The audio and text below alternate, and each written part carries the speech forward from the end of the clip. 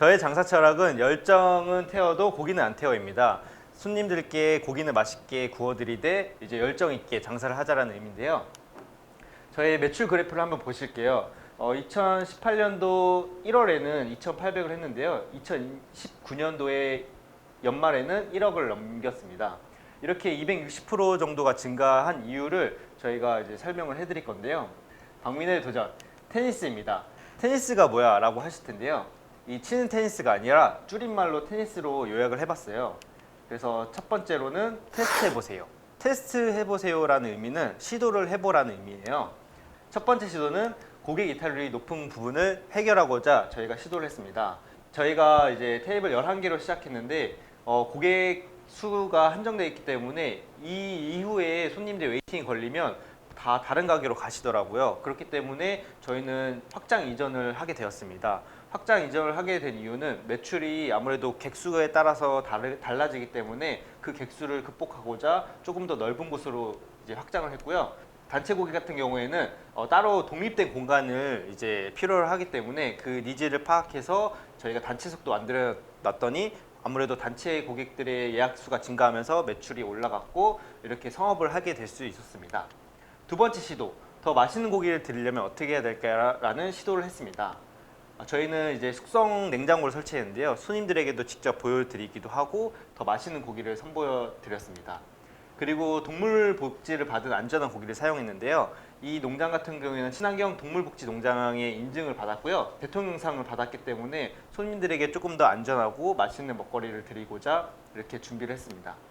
이제 그 다음으로는 위생에 신경 쓴 고기입니다. 아무래도 저희가 위생적으로 깨끗하다는 것은 셀스코 말고는 없었는데 지금은 식품의약안전처에서 좋음 등급을 받아서 좀 더 손님들에게 신뢰도를 높이고 이걸 하기 전에는 라벨질을 따로 하지 않았기 때문에 식자재 관리가 사실은 조금 어려웠는데요. 이 기준을 통해서 라벨질을 관리를 하니까 확실히 식자재가 원활하게 관리되는 것을 경험을 함으로써 이걸 하면 무조건 좋구나라는 느낌을 받았습니다. 그 다음으로 두 번째, 니즈를 파악해 보세요예요.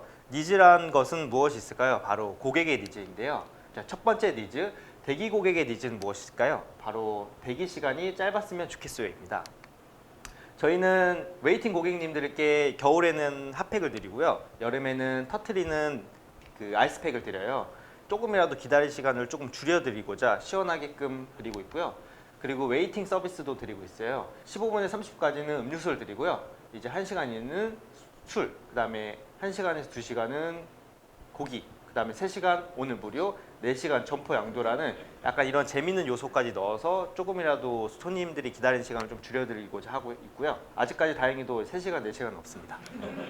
두 번째 니즈, 단체 손님의 니즈는 무엇일까요? 바로 준비한 사람을 뿌듯하게 만들자입니다. 보통 예약하는 사람은 예약하는 사람만 해요. 회사에서도 그렇고 어떤 모임에서도 그렇고.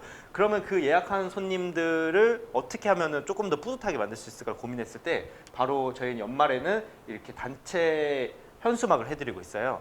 이게 되게 어려워 보이지만 요즘에 이런 만들어주는 툴들이 많기 때문에 조금만 품만 들면 누구나 만들 수 있다고 생각을 해요. 이렇게 했을 때 딱 들어왔을 때 이 현수막을 보시는 손님들을 보면 이거 뭐야, 누가 준비했어? 그러면서 누가 예약한 거야? 이렇게 시작해서 그 예약한 사람도 뿌듯하고 저도 뿌듯하고 같이 온 단체의 손님도 뿌듯한 그런 경험을 했을 때 이게 별거 아니지만 손님들이 많이 좋아해 주신 걸 느낄 수 있었습니다.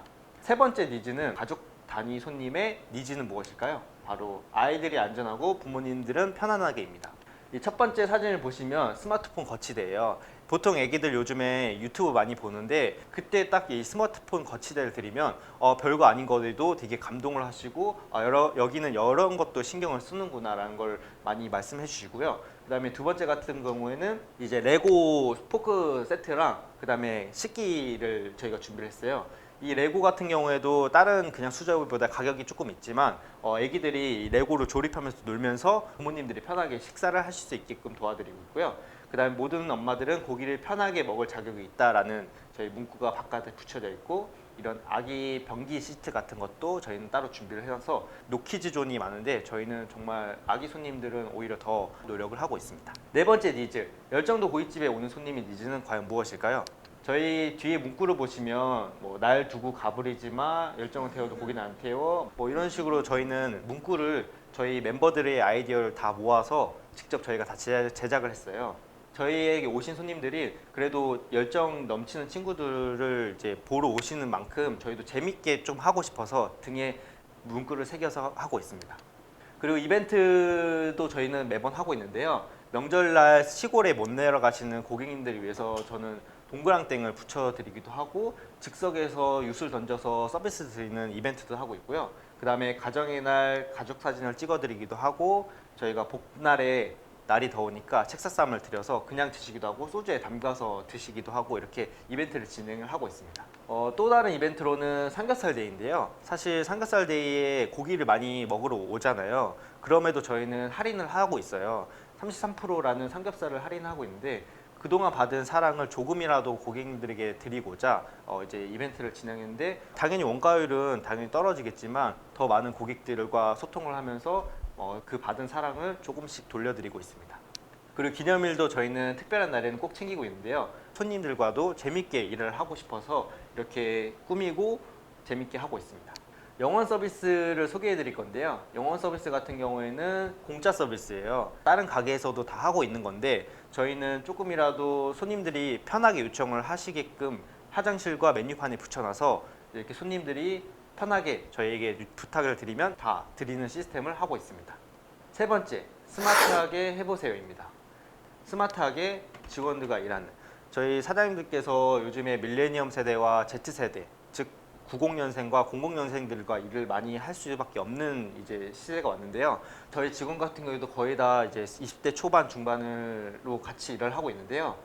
과연 그 친구들과 일하려면 어떻게 일을 해야 될까라는 생각을 했을 때 제 기준으로 봤을 때 저도 어렸을 때는 어리다고 해서 반말을 하거나 존중을 못 받는 경우가 되게 서운하고 힘들더라고요. 그런 부분을 저는 나중에 하면 안 되겠다라는 생각을 했어요. 그래서 저희는 님이라는 호칭을 쓰고요. 존중해 주려면 최대한 존댓말을 일할 때는 사용을 하고 있습니다. 그다음 두 번째로는 왜 해야 되는지 이유를 알려주고 있습니다. 보통 이제 너 이거 해, 저거 해 그냥 기계식으로밖에 할 수가 없어요.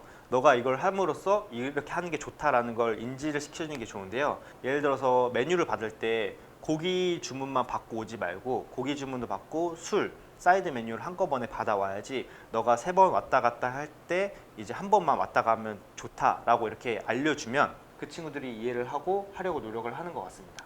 세 번째, 직원들에게 권한주기입니다. 뭐 제가 빠지는 날도 있고 저희 부점장이 빠질 때도 있고 이런 날이 있다 보니까 직원들에게 컴플레인이나 아니면 단골손님에게 서비스를 드려도 된다라고 이렇게 권한을 주고 분업을 하다 보니까 이 친구들이 아 나를 믿고 여기를 이제 운영을 할 수 있겠구나라는 생각을 가지고 이렇게 운영을 하고 있습니다.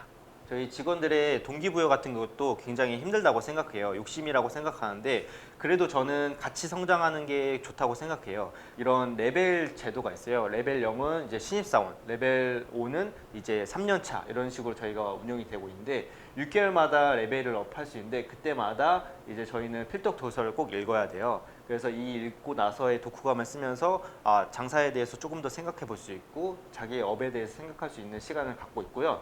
그리고 제가 2가지 책을 통해서 성장을 했는데 첫 번째 책은 5라는 책인데요. 5라는 책은 내가 5년을 계획하는 책이에요.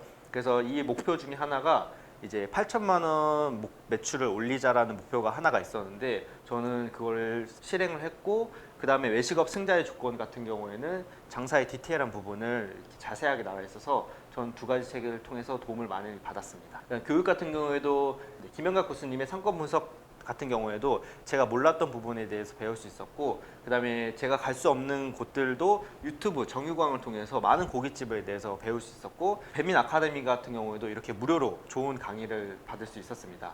저희 초반에도 내부 교육으로 이제 손님이 입장부터 나갈 때까지 프로세스를 저희 멤버들과 함께 교육을 했었고 외부 강사님을 초빙해 가지고 저희 CS 교육도 한번 받아보고 정기적으로 이렇게 강의를 진행을 하고 있어요. 매뉴얼 같은 경우에는 구체적으로 저희가 이제 적어놨어요. 사진대로 부탁드립니다라고 설명을 해 있고 반찬은 어떻게, 그 다음에 기본 세팅은 어디에 이렇게 상세하게 사진으로 찍혀 있는데요. 이걸 하는 이유는 아무래도 파트타임 친구들이 많다 보니까 일하는 시간이 짧다 보니까 자주 까먹어요. 근데 이거는 어쩔 수 없는 부분이라고 생각을 하고 이걸 어떻게 하면 해결하고자 생각을 했을 때 바로 사진으로 찍어서 이걸 보고 잊어먹지 말라는 의미로 해서 확실히 사진 붙여놓고 난 뒤로는 빼먹는 게 확실히 줄어든 거를 저희는 경험을 했습니다. 장사 중에 보면은 이때 재료가 떨어졌네. 갑자기 손님들이 몰려오는데 뭐가 없네. 빠뜨린 게 있네. 그때서야 체크를 하는 경우가 되게 많았어요.